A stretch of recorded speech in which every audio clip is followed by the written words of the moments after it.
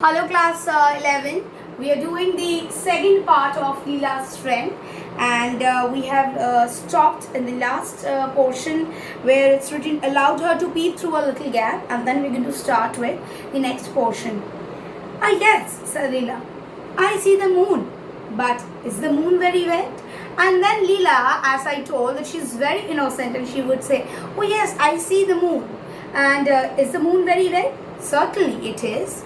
Siddha said. What is in the sky, Siddha? God, he said. So see, the questions, students, are so innocent, so childish. Whatever Siddha is saying, Leela doesn't want to think anything apart from that. She doesn't want to contradict him in anything. Yes, she is innocent. She's a little girl. She wants to believe how the world is shown to her. If we stand on the roof and stretch our arms, can we touch the sky? This we all must have thought in our life at least once when we were child.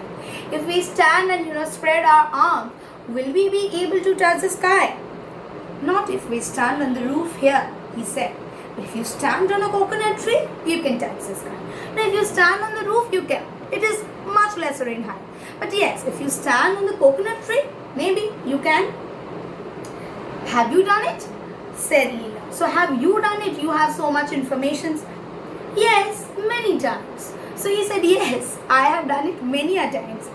Whenever there is a big moon, I climb a coconut tree and touch it. Whenever there is a big moon, I climb up to the coconut tree and then I want to touch it.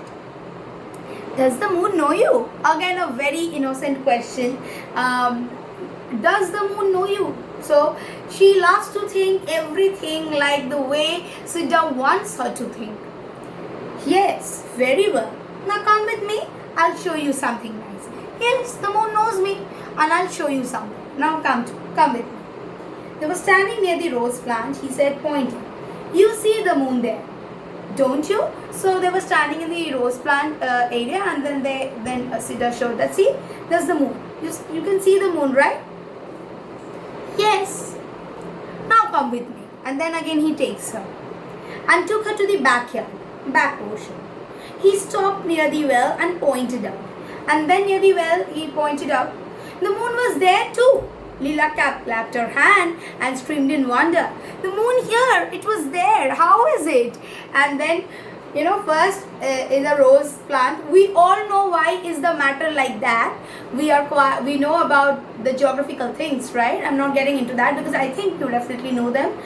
So when they were standing near the rose plant, he was saying, see, the moon is there. Now he takes him near the well and says, see, the moon is here too. And Leela is so overjoyed and she's like, yes, how is it possible? It was there, now it is here. And how did it happen? I have asked it to follow us about. And Siddha says that, I have asked the moon to follow us. And see, it had listened to me. Leela ran in and told her mother, Siddha knows the moon. And she goes to her mother and she says that, mother, Siddha knows the moon. Next we come to a different part. At dusk, he carried her in and she held a class for him.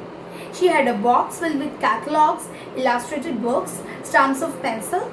It gave her great joy to play the teacher to Siddha. We were all, mainly girls, we at least once in our life we have played the role of a teacher, right? So she also, after at the dusk, she would take him in and she would hold a class for him. And she had books, she had stumps of pencils. With that only she would teach him and play the role of a teacher.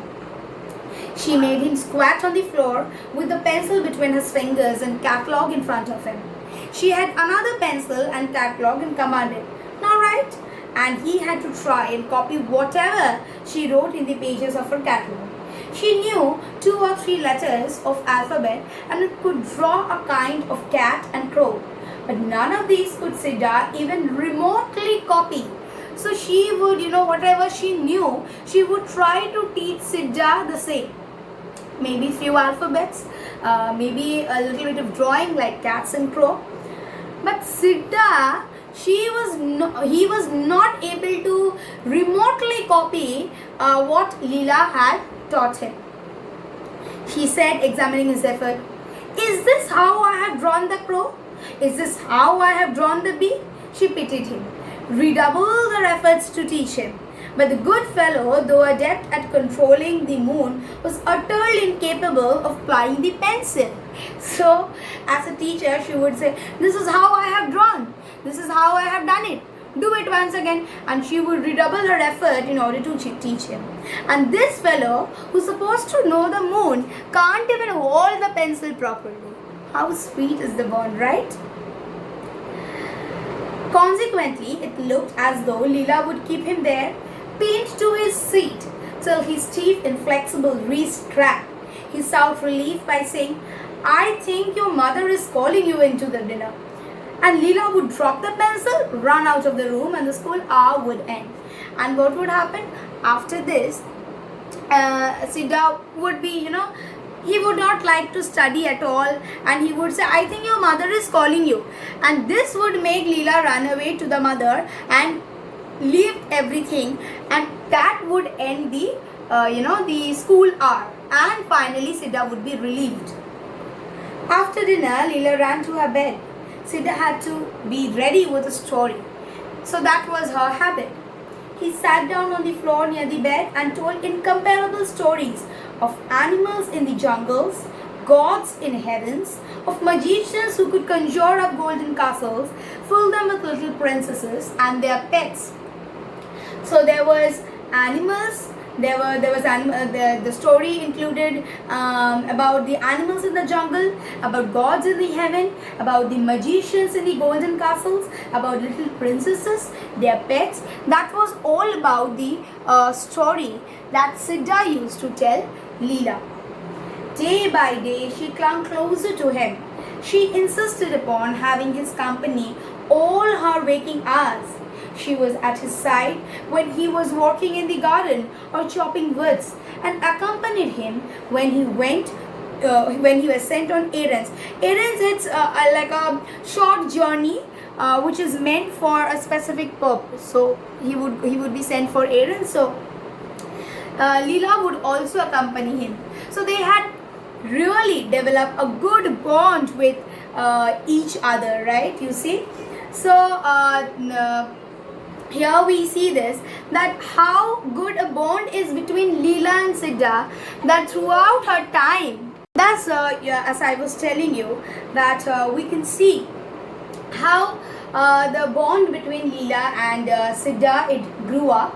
And let's see the important points from this part, and that says that we can see the innocent mind of Leela, because she tends to believe on everything that Siddha tells her, okay?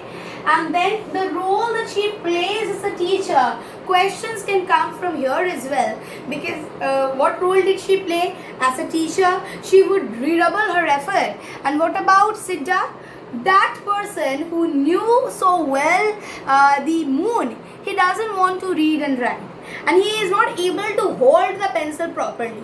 Whereas Leela, like a proper teacher, she tries hard and redouble her effort in order to make him learn.